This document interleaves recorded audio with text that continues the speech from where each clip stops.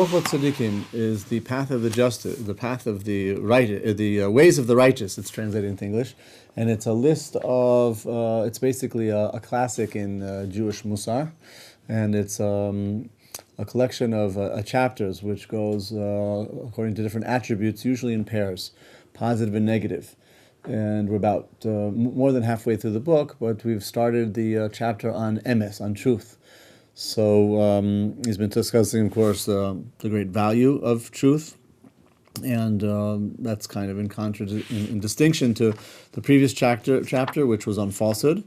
So continuing then the chapter on emes, on truth, we're up to Kuf Samech Beis, the second paragraph on the page, starting with the word Hamalachim. Okay? Hamalachim Elyonim hem tzuras emes. Ve'enam begufos. The angels on high, they are in the form of truth, and they do not have bodies. When, again, he's using the word truth here, like we saw yesterday, not only limited to something, whether something is correct or not, but it's not whether it's truth with a capital T. And the starting point is that God is truth. God's essence is truth. And therefore, living a life of truthfulness is really essentially living a life of truth with a capital T. That is living living a life of godliness, as connecting to God. And therefore, I think he's using the same understanding of the word truth here as well, that angels are in the form of truth, meaning they are closer to the spiritual reality, which is that of God. And therefore, they are a higher degree of truthfulness, not in so much as they're being correct, but insofar as they're being closer to the quality of godliness. And that's why he says they're not bodies, because bodies are, in a way, bodies and all physicality, for that matter, is a lie. Yeah. Sheker. The Zohar calls this world Olam de Shikra. This is called the Olam de Shikra, the world of Sheker. It doesn't just mean that this world is full of falsehood. What it means is that this world gives the impression that this is the reality, and people who are within the confines of this world can be led to think that there is nothing outside of it. Therefore, in a way, this world is like a world of hastara. It's a world which is hiding God's presence, God's existence, and that in that respect, it's like sheker. It's not emes. It's not true, and that's why the world is called olam, because olam means elem, which means hidden. This world hides the presence of God, and therefore, since it conceals, not reveals, it conceals the presence of God. In that respect, it's an olam of sheker. The truth is, it's really emes, because it's the Ratzon Hashem that it be that way. The will of God is that there be an olam of sheker, an olam of astora, an olam of elem, which is a facade behind which God is hiding, so that through free will we will actually kind of peel away the realms of, let's say, the layers of this worldliness in order to find the ultimate truth. But in any case, in that, from our perspective, it's an olam of sheker, and that's why he says here, "Hamalachim elyonim," the angels on high, they are tzuras emes. They have the quality of truth, as I said, not in terms of the attribute of truthfulness, but the actual closer to the essence of the truth of God. Ve'enam begufos, and that's associated with the fact that they are not in bodies. V'haneshamos yo'iru mihem ko'or hayotze min hashemesh. And souls radiate from them like light which comes out of the sun. So he doesn't mean to say, I believe, that human souls originate in the angels. He doesn't mean to say that, because souls don't come from angels. Souls are one thing, and angels are different, two different spiritual entities. But he means that souls come from the spiritual realm, which is inhabited by the angels. What are you going to say? I just had a question. I know since the destruction of the second temple, there's no more prophets or no miracles of God. Like, there's no more God coming down really to this earth. What about angels? What's the relationship with angels since the destruction of the second temple in this world? I don't think that changed as much, although it also has changed. I mean, we do find in the Talmud, for example, I mean, we find in the Torah that that the patriarchs and even the maidservant Hagar of Avram communicated with angels. And throughout the Talmud, we find that human beings also communicated with angels. There are a lot of interesting stories of people communicating with angels. And, we don't really find that nowadays. So in that respect, it's different. If a person claims to be communicating with an angel, they should probably be committed to... They'd probably be committed. But that being said, there's certainly an interaction between angels in this world, similar to the way there was in those times. And I imagine just as Eliyahu Navi, for example, who's not an angel, but he's like an angel insofar as it's a human soul which is sent as an emissary to do certain things in this world. Imagine Eliyahu Navi is crystallized and does things in this world, even though we don't recognize, people wouldn't recognize it as being Eliyahu Navi, per se. Many, many different interesting, very many interesting, situations where angels appear, even demons appear and interact with people and so forth and so on. It's an interesting Gemara. What do you mean by that? Hashem doesn't come down since the second temple? He means to say that Hashem's interaction with the world is not as open. Not open like it used to. Yeah, I mean. Clearly, Hashem interacts with the world, but the interaction is not as open. There's not open miracles and things like that.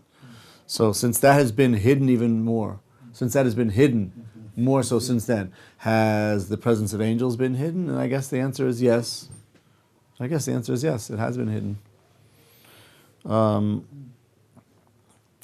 We find the Gemara in Chagiga talks about how Rav Bibi bar Abaye communicated with the Malach HaMavis, the angel of death. The Gemara says that they were good friends. They had interesting conversations one with the other. The Malach HaMavis would regularly appear to Rabbi Bibi bar Abaye.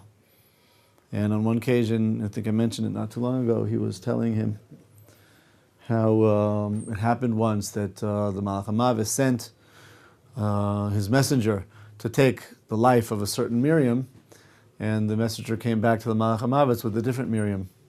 So the Malach HaMavis said to his messenger, I didn't tell you to take her, I told you to take her. So he said, well, if you want, I'll send her back. I'll take the other one instead. He says, no, if you've taken her, take her. And the Gemara goes on to discuss that in more detail, in the context of can a person leave this world before his or her appointed time, and if so, how and why, and so forth and so on. Did we speak about that recently? No? How can you make a mistake like that? I mean, these are angels, So we didn't talk about that? Talking about Well, it would be maybe a discussion for another time. But in any case, many, many, many different cases.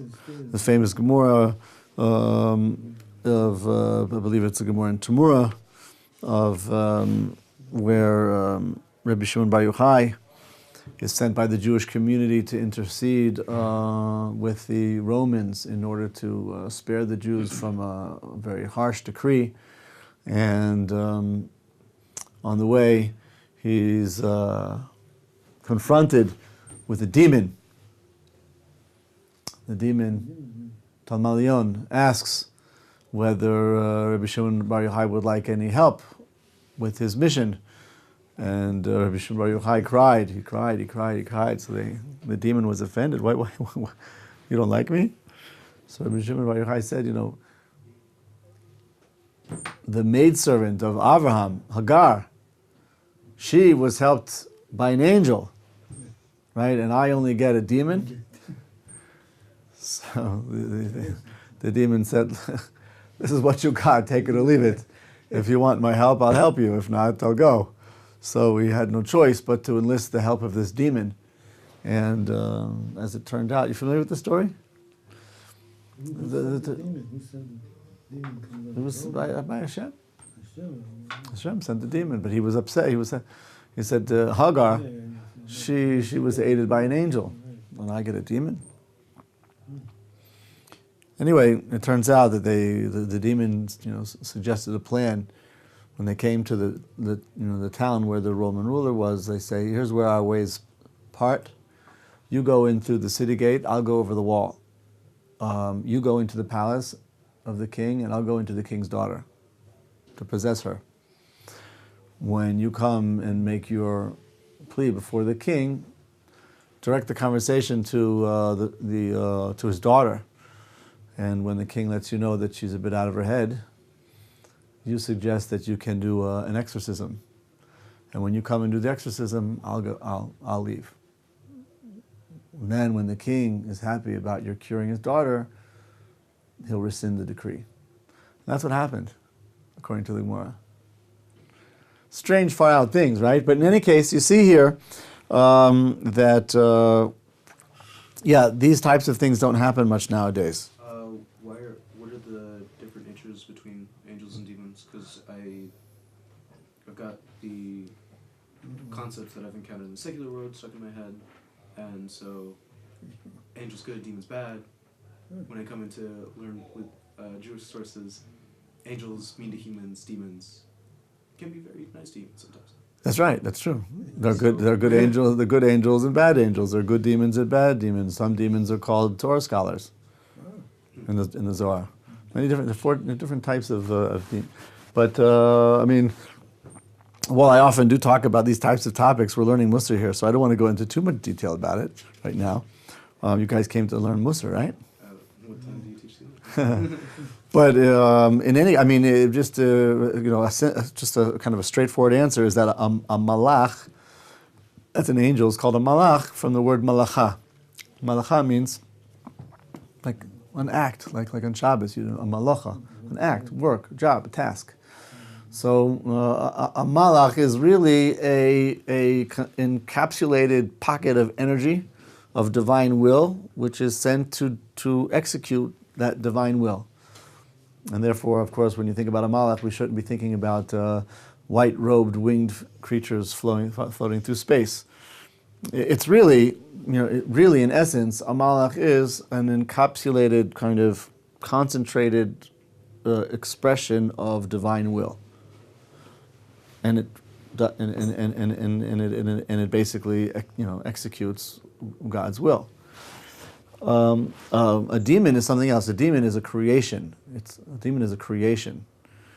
It's a spiritual creation, and it exists in the spiritual realm. And it's somewhere between the human realm and the angelic realm, and it has qualities which it shares with both. And therefore, the more, let's say, tendency towards the physical side of demons can make them negative, but the more elevated spiritual nature of them can make them very positive.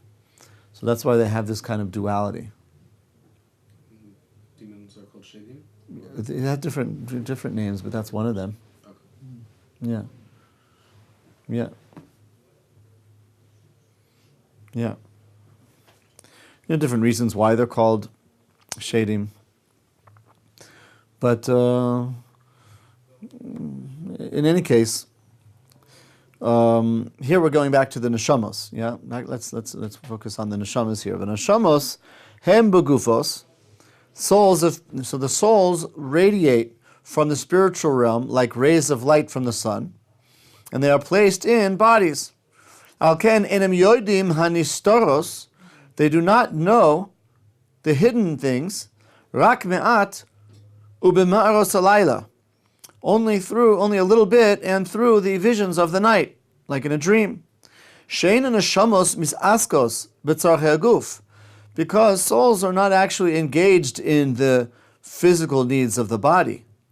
Particularly when a person's asleep, the soul is freed from taking care of those responsibilities. V'hayodea sod haneshamos yoid b'davar, and a person who really does know the mysteries of the soul can testify to this. V'cholomos mein machshavos, and dreams are like thoughts. How do we know this? It says, Ra'ayonach al mishkavach seliku. Daniel says to Nebuchadnezzar, in translating his very famous dream, he says to him, your thoughts came out on your bed. Well, the truth is that this verse about dreams, because there are several, but this specific verse about dreams is usually used as a source for the types of dreams that we have because of the things that we think about during the day. Right? Rayonach, amishkalach, sliku, that the thoughts that you had during the day while you're lying down, they came out, which is usually the verse used to demonstrate to refer to the types of dreams that really don't have any meaning. They don't have any like spiritual meaning, pretending anything. They're really just if they have any meaning, it's only like psychological, because they might show what's on a person's mind, what he's troubled by, or what he's happy about. The fact is that it came out in his, in his thoughts in a dream. Subconscious, yeah, or even on his conscious nature. The Gemara discusses this. The Gemara at the end of in Brachos discusses many different types of dreams and how some dreams result from the thing. But in any case, the author here doesn't seem to be using the verse in that context.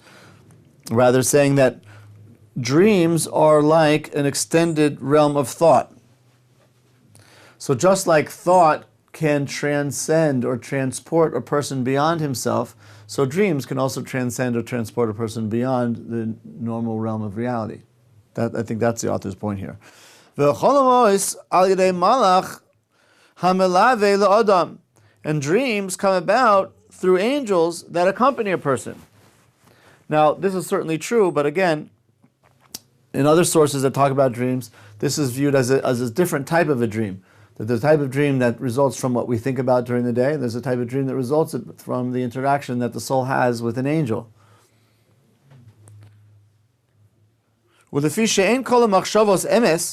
But since not all thoughts are true, not all dreams are true. But somebody who accustoms himself that all of his thoughts should be truthful thoughts, at night he'll also see visions which are true, and through dreams he can also see the future, like the angels. In terms of true dreams, meaning true dreams which are conveying a person, let's say, a message, or conveying to him something or her about something about the future, other sources elaborate a little bit more on what he's saying here, which is that when a person goes to sleep at night, the soul is loosened from the body, because the soul is needed less to maintain the activities of the body, be it physical action, be it speech, be it conscious thinking. And therefore, the soul is loosened. And as the soul is loosened, it goes into the spiritual realms, where as a Jewish soul, that soul becomes rejuvenated. And on its way to becoming rejuvenated, it goes through different layers of the spiritual realm, first the lower and then the upper.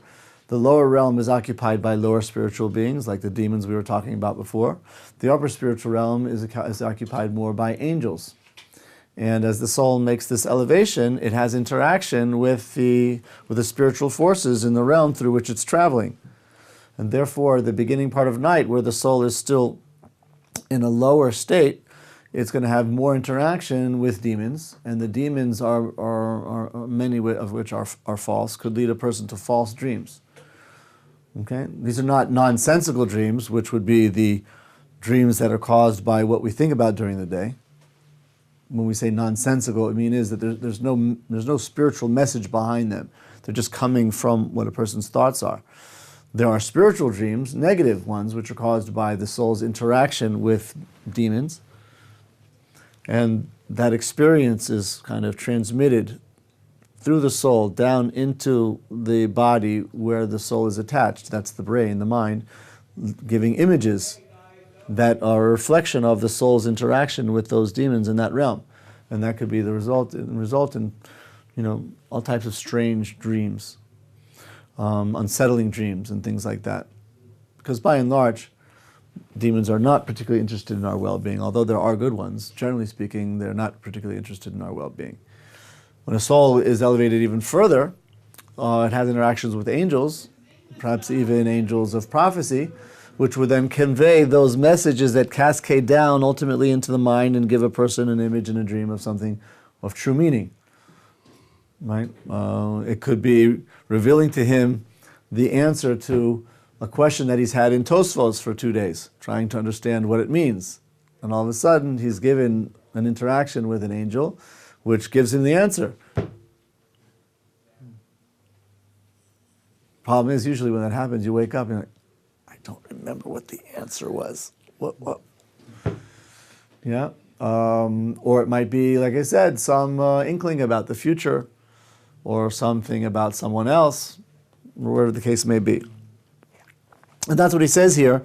V'yedu ha'asidois kumo hamalachim. In such cases of an elevated dream, a person can be made privy to things in the future, like the angels, because it's the angels who are actually communicating to a person the message through the dream.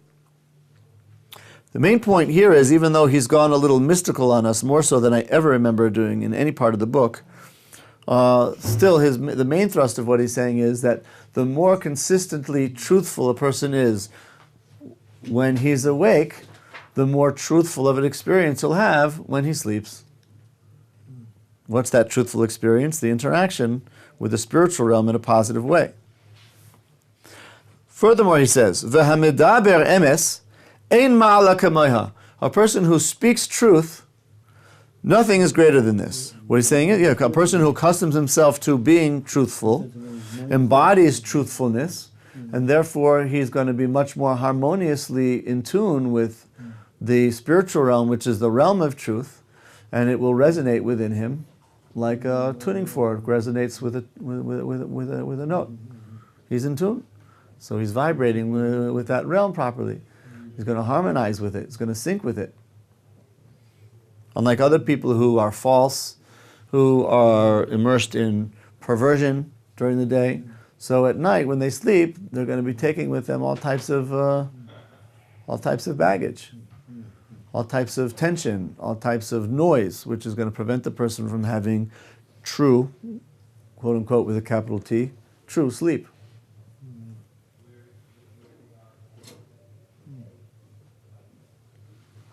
I heard speaking of baggage, a nice phrase the other day. And everybody comes with baggage. The point is to find somebody who can help you unpack.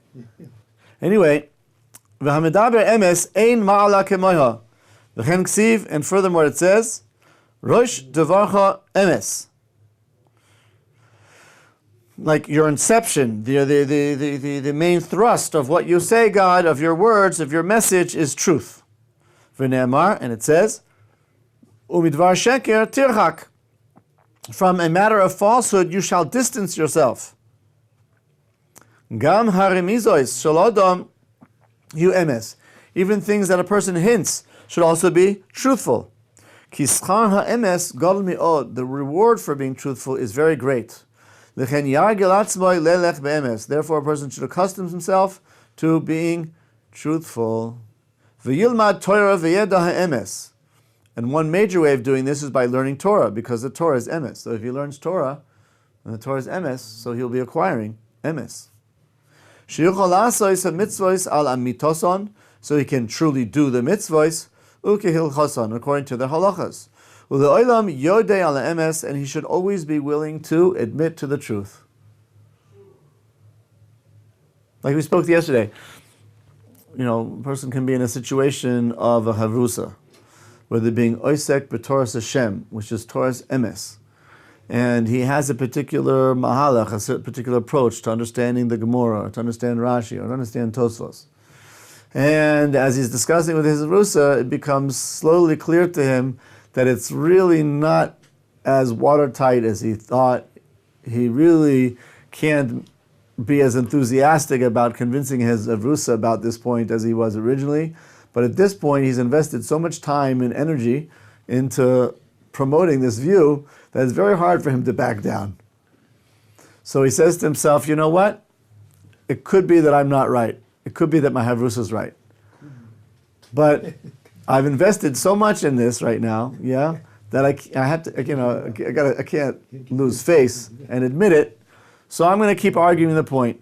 And he thinks to himself, well, that's not really honest, is it? That's not so intellectually true, is it? So he says to him, so the Yetzer Hara says to him back, he says, look, until he convinces you, there's really no reason for you to admit. Even if you're not right, it doesn't mean to say he's right. And even if you're wrong, let him prove it. In the meantime, keep pushing the point. Yeah? Because that's really going to help the Havrusa. Because he's going to have to prove to me that I'm wrong, and that'll strengthen his understanding. So I'm going to continue with this sheker in the name of emes. That's how the Yetzer Hara works on a person, right? So he starts like arguing the point, keeps arguing the point until he's like absolutely satisfied. At the heart of hearts, he's thinking, how much longer can I press this out? Oh, I just hope that I can get through another 15 minutes without him demonstrating, right, conclusively that I'm wrong. So once he break, at least I've left it open. You know, this is how we think, and it's such a sheker, but it's very subtle. It's very subtle.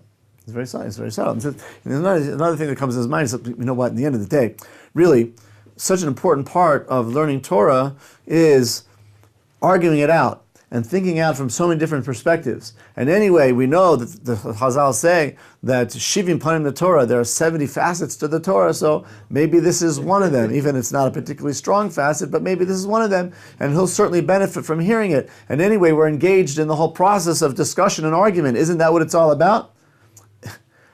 That might be part of what it's about, but that's not what it's about when you know you're arguing for something which isn't true.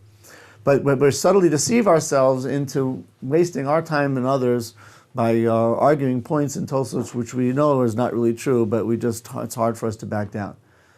Right? So that's not Torah's emes. Just one second. And therefore, I'm just elaborating this point to illustrate how we have to be ready to accept the truth. Meaning, you know what? As hard as it is for me to admit it, I think you're right. I don't have an answer for this. Let's look at your way. All right, let's go through it now. Let's look through it your way. It's not easy to do that, but we've got to get ourselves used to doing that, because that's part of Torah's emes. It's one thing to argue if you think you're right. And it's another thing to maintain the point, unless the other person can refute it. But you have to at least have proofs for it. But when you know, or it seems it's probably not right, then you really have to stop wasting everybody's time and say, you know what, I think I'm getting stuck with this approach. I agree. It's difficult. Let's go through yours again. Go ahead. What are you going to say? How come? Sorry. Yaakov had to lie to get the blessing. That wasn't true. If he accepted the nature, he wouldn't have gotten the blessing. He was number 2. So, and it's saying here that it's great to emes. It's true. Right. So where's the line drawn? Yeah, it's an excellent question. We discussed it, I think, in the previous chapter about deception. And I believe there we actually raised this point, or at least it was discussed because somebody raised the question. It's a very good question, and I think it's a very difficult question to answer. In truth, it's a difficult question to answer. One or two things that I can suggest is that, first of all, Esav was very deceitful. Like we know, it says that Yaakov loved Esav ki tzayid b'fiv. The simple translation of tzayid b'fiv is that he put a game in his mouth. But Chazal explain meaning he provided food for Yaakov. But Yaakov was not such a fresser. He was not somebody that was so interested in McDonald's that it was really that important for him to have Esav's food, and therefore he would love Esav because Esav gave him cheeseburgers. Yeah. Rather, Chazal say tzayid b'fiv, he ensnared him, because tzayid means to. Game is called game because you catch it, you trap it. Yeah, and that's a tzayid. A tzayid is hunting, trapping, ensnaring. So he ensnared him with his mouth. Esav spoke in a way which was very deceitful, all for the purpose of, in other words, he lied. It was false, all for the purpose of gaining things from his father unjustifiably, when he was really a rasha. We know that he was out murdering people and he was out committing adultery. But in front of his father, he made himself out as if he's a great tzaddik, and his father bought into it. How his father fell for it, I don't know. But in any case, certainly by the point that you're talking about, Esav had already sold the birthright right, to Yaakov. So Yaakov was really deserving of it.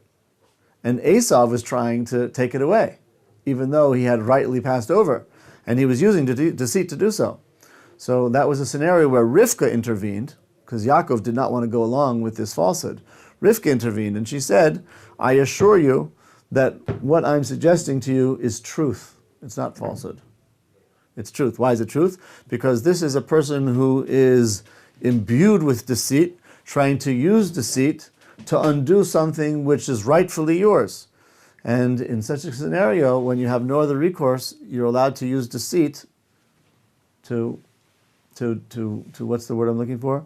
To protect yourself from or to overcome the deceitful person. And the use of deceit in that context is actually truth. That's considered to be truth. That was the ratzon, that was the will of Hashem. That was the ratzon Hashem. And then, that's one possible explanation. But it really is an exception, and a person should not use deceit unless they're very extreme scenarios. We spoke again in the previous chapter how even though falsehood is the greatest thing and deceit is very bad, there are some scenarios where being untruthful is permitted, and where it's permitted, it actually is understood as being truth, right? So, for example, in order to preserve the privacy of a couple, the couple are allowed to lie if they need be to keep other people out of their bedroom, out of their personal affairs. Right? That's an inyan of tzniut. And therefore, if a person's prying into another person's personal endeavors, he's allowed to lie to push the person off. And there are other situations as well. That's going to be mishane b'pnei ha'emet. Mishane, like he changes his wording, b'pnei ha'emet. Mishane dibur b'pnei ha'emet literally means he's like changing the truth of his words, from the truth. But why didn't the sages say he can lie? So one explanation is mishane mipnei ha'emet. He's changing his wording on account of the truth, because in these implying that the outcome of these scenarios will be truth and not falsehood. It's considered to be a form of truth when somebody asks you, intending to extort somebody else, take advantage of somebody else.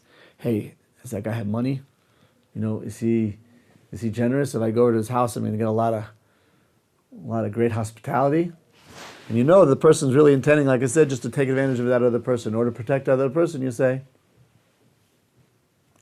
like everybody else, average, even though it's not true, because he lavished his hospitality upon you. But now this other guy wants to find out in order for him to take advantage of him. So you say, you're allowed to change, allowed to lie. Yeah, nothing great. In order to protect him. So when you do that, that's truth. Yeah. So a person should be willing to admit to the truth. Even with matters which are like, agada, important, instructive stories, but it's not an issue of halacha, right and wrong. Shenbo kiyum mitzvos, where in these stories, it's really not an issue of whether you actually do something right or wrong. It's rather how you feel or how you think. Yilmad kedei shiyamin halev dvar emes. You should learn and approach these stories in order to find the truth and not make up some type of wild story based on however imaginative you might be in trying to understand this Haggadah. Because that's another thing. A person might say all types of things in the name of Torah. Either he heard or he didn't hear, or he embellished, or he added some explanation which really wasn't there. He just made up on his own because it sounds, chic to say it or whatever. And he justifies that because at the end of the day, it doesn't really matter. It's not like, you're eating kosher or not eating kosher, or keeping Shabbos or not keeping kosher. It's just an idea. It's just a story.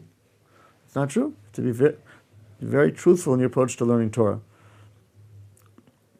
By the way, we spoke here yesterday about the famous story of Dama ben Asina. Remember that Yitzchak yesterday?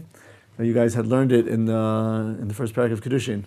according to one version, and I said I mentioned another version, so I looked up the version that I'm familiar with, and that's the Kiddushin in Yerushalmi. The Yerushalmi, the version that I said of the story is the Yerushalmi's version of that story in Kiddushin. Yeah. V'al l'kabel ha'emes. I just want to point out that, I was concerned that maybe, maybe I, was saying over some embellished children's version or something. But I looked up and it's actually in the Yerushalmi. V'al tevosh l'kabel ha'emes me'eze odom shehiyeh. Don't be embarrassed to accept the truth from whoever it may be. If it's truth, accept it. Even if it's a very lowly and inferior person, you should still be willing to accept the truth if it's coming from, if it's the truth. Ki margalis toiva shehi biyad koton v'nivze, because it is a pearl. It can be compared to a gem which is in the hand of a small child. Just because it's in the hand of the child doesn't mean that the gem is less precious. A gem it is. Afilu hachi chashuvihi hamargalis. Yeah, it's still very important. Yeah. So I heard once lyrics in a song. You guys might be familiar with the song, but it says, "The grass is always greener." What? That's the old adage. What I heard in the lyrics of the song was, the grass is always greener where you water it. Yeah. In my opinion, that's a very wise statement, even if it comes from a song which I probably shouldn't have been listening to. But that phrase made sense. The grass is always greener where you water it. Yeah, where you invest and you nurture and you give. So that's what makes it grow. That's what makes it good. In any case, that was like an example of a piece of truth, no matter where it comes from, but it's a piece of truth, a piece of wisdom. Okay, I don't think we're going to be able to finish off this section in the allotted time. So rather than start it, let's postpone it for tomorrow.